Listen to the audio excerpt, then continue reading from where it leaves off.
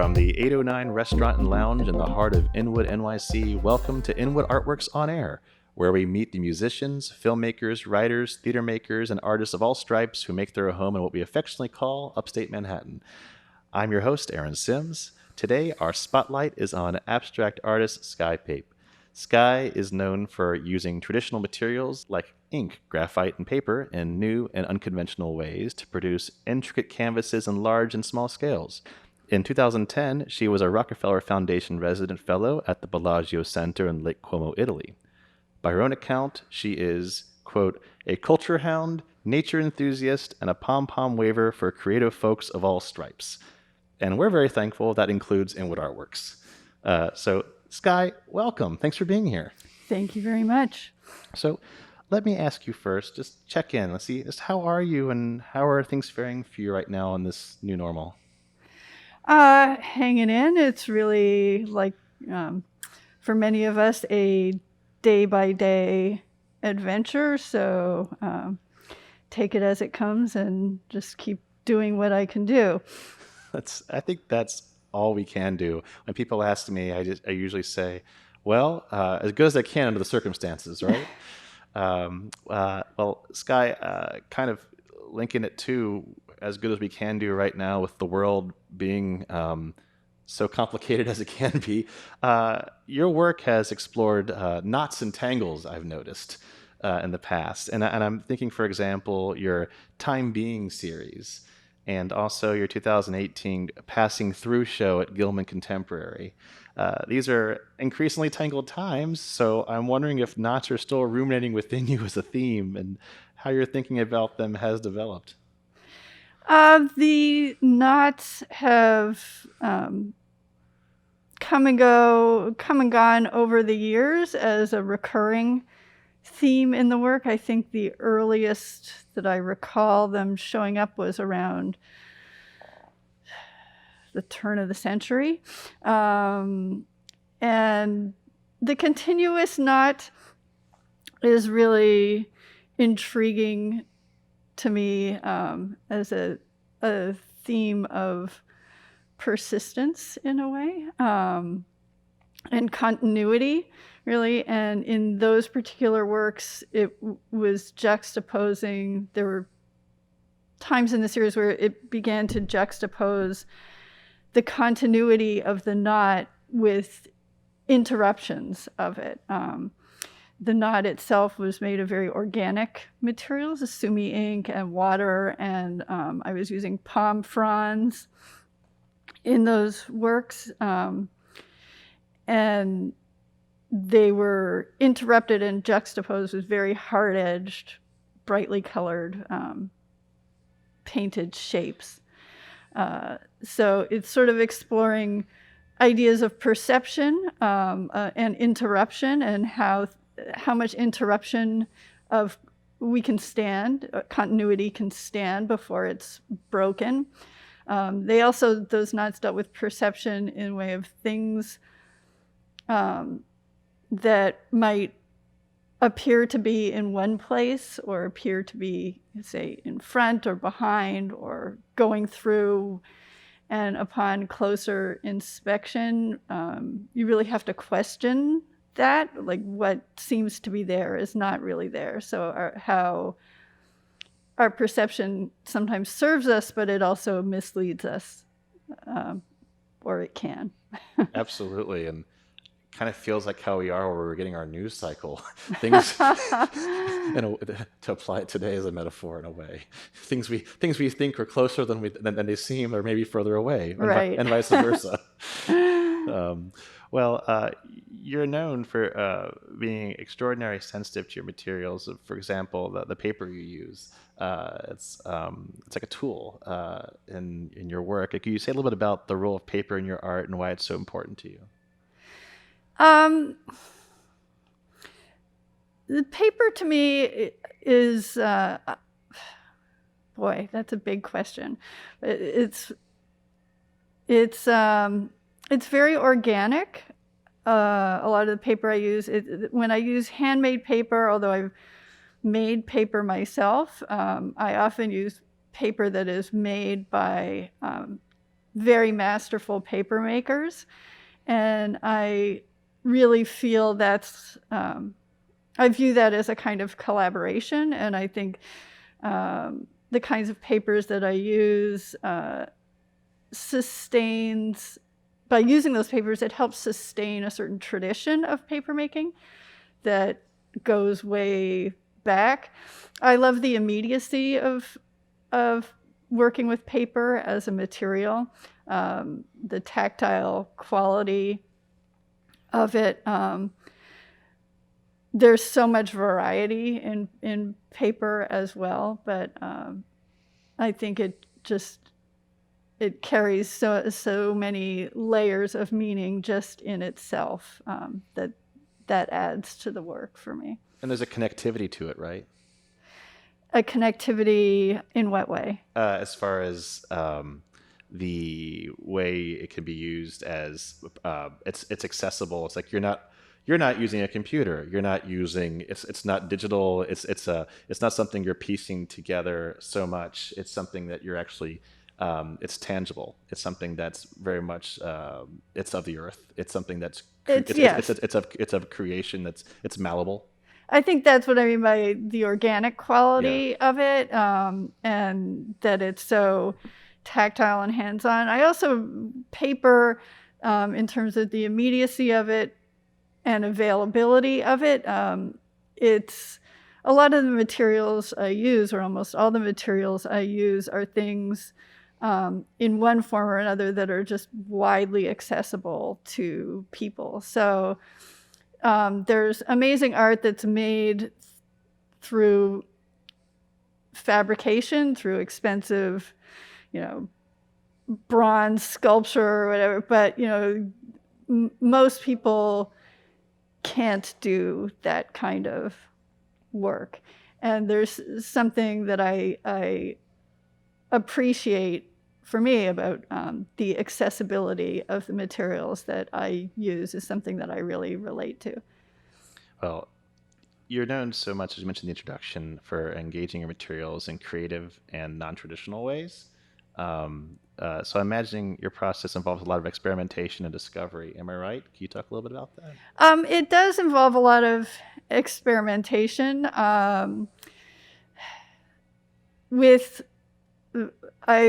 lot of my work dealt with water a lot, or it's the physical properties of the materials, and I've discovered a lot just by pushing what those materials can do. So I worked with water in different forms, mist and rain and snow. I worked with paper, working on both sides of the paper, working with graphite, using it as pressing as hard as you possibly can so it gets like a really sort of metallic sheen that makes it look like relief sculpture instead of two-dimensional drawing. And so those things, when I was talking to a physicist about my work, and he was really interested in the material science aspect of the work and related to it particularly on that level. But I think like working with different kinds of water and how it reacts on paper and how it reacts with my materials, with ink or with the paper, you learn something about water. I mean, rain looks, when you use rain in a piece, and rain in North America acts a little and looks differently than rain in Europe, or putting paper in a body of water, different lakes will act differently. Snow makes a different kind of mark than rain. So you start to learn a little bit that way. And that's all experimentation. And that's fascinating. It really does inform. Speaking of science, our listeners, particularly those who think abstract art and science don't mix, may be surprised to hear that until about 2000, I believe, you had a parallel career researching schizophrenia and genetics and traumatic brain injury, and that you've been published in the American Journal of Psychiatry, among other places. Can you speak a bit about your interest in science and working with scientists and how it informs your work? I've had a great interest in science, and I think science, particularly mathematics, still figures a lot in my work. As I mentioned, material sciences, but I also the knots, the whole interest in knots and geometry still figure very much in my work. I'm interested in systems. I think the work I'm interested in how anomalies affect the functioning of systems and tolerance thresholds for irregularities. And I think all of those things have a broader societal relevance and environmental relevance. And so that's all remains very interesting to me. I think abstraction, when you look at patterns and geometry and those approaches are things that you see applied in all the ways that we try and interpret our world. And that includes the sciences, which are always looking for patterns. So I think there's a real dovetail there between that kind of abstraction and science. It's absolutely beautiful. Absolutely. You came to New York from Toronto at 18 to study art, and you stayed. Nearly 20 years ago, you moved yourself and your studio up here to Inwood. So what attracted you back then to this northern end of Manhattan? Well, when I worked in science, I worked up here at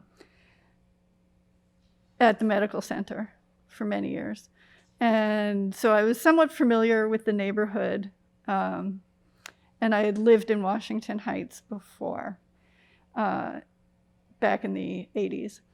And coming up here, I think being so in love with nature and wanting to have the proximity to the park was a huge draw of coming up to Inwood. So it was a natural for me to look up here. And then when I was looking around up here for a place to live, I realized this feels like home to me. And after all the years of moving all over New York, I felt like, oh, okay, I don't want to move anymore. I don't have to move anymore. And I feel really fortunate to have been able to be here all of these past years.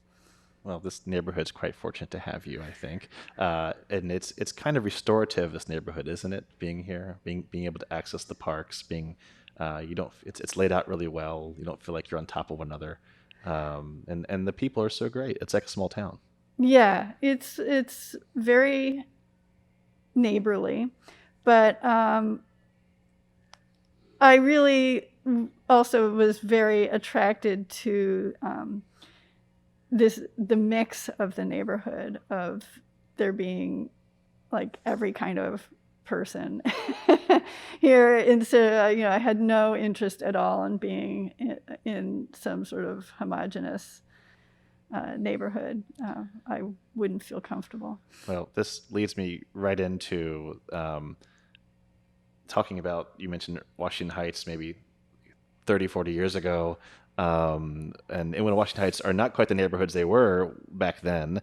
But also now it's changing again with the recent rezoning and possibly imminent gentrification. Many worry that longtime residents will be priced out of the area.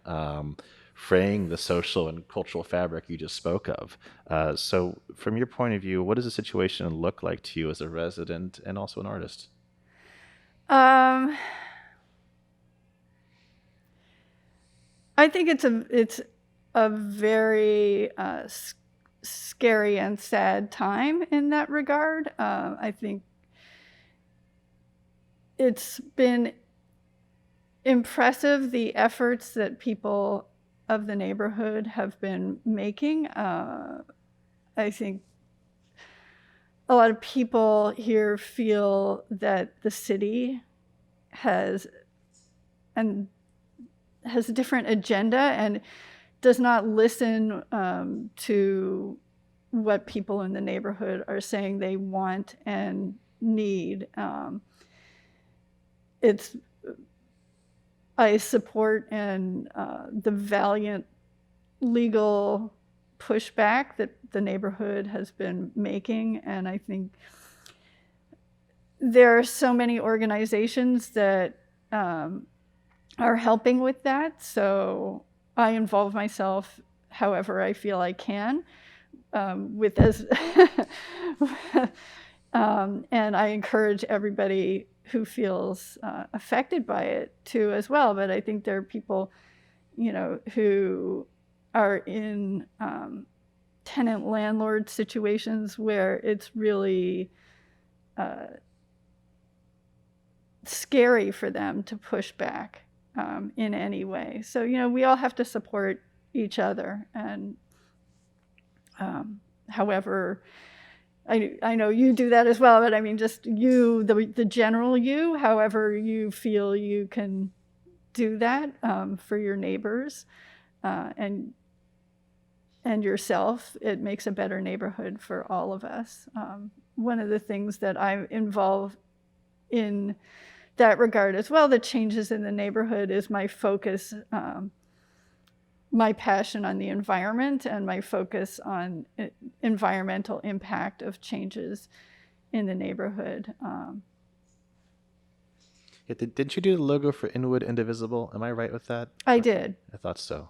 That's a group you're part of, I know, amongst others. I am, and I've been very involved with work to restore the waterways up here and the natural health up there. So I mean, there are a million great groups, and you just have to find one that works for you, or more than one that works for you. Yeah.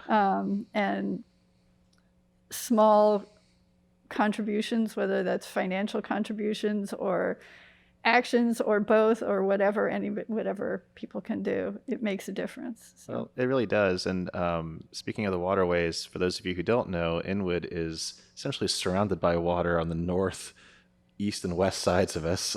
South, obviously, is Washington Heights, but it's we are on an island, and we rely so much. Not only as residents, but I think you can say as artists too, as an outlet to have events, to your forms of expression. Many of them do take place outside on these waterways and these parks and cul-de-sacs, whichever nook and cranny we can actually have, because there are no art galleries, there are no performing arts centers, there are no movie theaters up here. Our closest movie theater is 125th Street. At least it used to be. Let's see if it comes back, right? Or Yonkers. It's incredibly difficult. So as I can only echo what Sky said, and to give it extra emphasis, is that you, dear listener, have the power. And it takes more than one of us to keep fighting, because we all collectively, it's not one person that decides, it's a community together that needs to make decisions and move forward. And but change does start usually up here at a very grassroots level. And do you feel like that rumbling from the ground up is being heard? And do you feel like the electeds, I'm not mentioning names, but I'm saying the powers that be who have decision making are taking interest and are moving the needle forward, so to speak? It depends on which level. And I think a lot of it too, it's like there are, as I said, different organizations. For me, Inwood Indivisible is one that I'm involved with that I think is fantastic. But that organization also acts as a hub of information for me to keep me abreast of what's going on with all these other organizations if I can't attend every meeting of everything, which I can't. So, Met Council on Housing has been really great, Save Inwood Library, there's so many, but as far as moving the needle, grassroots was effective, I think, when we acted as a coalition with all sorts of other organizations, like across the city and in Manhattan. I mean, the rezoning here, what happens here impacts other rezoning fights and gentrification fights. The midterm elections and what happened in New York was impacted by really powerful organizing that went on in the city, bringing groups together. There was a whole Uptown coalition that was super effective with incredibly well-informed, talented, unbelievably hardworking people. And their efforts, again, in terms of protecting immigrants. I'm an immigrant. I feel strongly about those issues. And I just contacted you recently about an arts coalition of trying to bring together all these different arts groups to have a voice going forward that will view the arts as part of any economic recovery. Yes, through the Americans for the Arts, I believe. Americans for the Arts, yes. Yes. So if you had a wish for Inwood and Washington Heights art scene, what's your wish moving forward for it, considering all this change?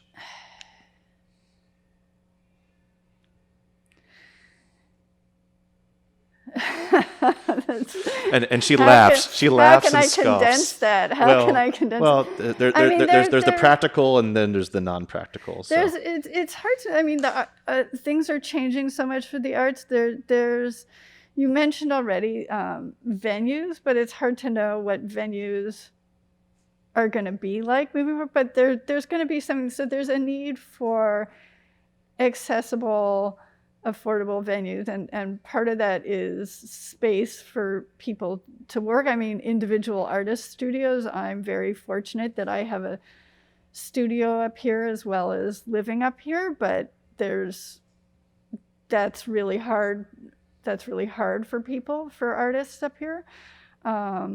Theater world, I know less about. That's more your wheelhouse. But I think venues are a big issue. The old parking garage. Oh, I know it very well. Yeah, and just dreaming of that being an arts hub, or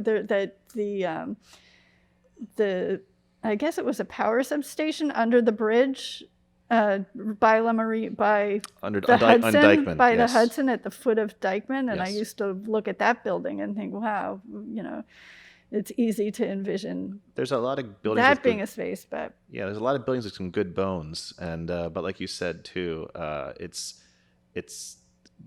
accessibility and affordability, because they all have to be redone entirely. But one thing I wanted to bring back is saying that it's not just about having a place where you can go as an audience member to appreciate the work.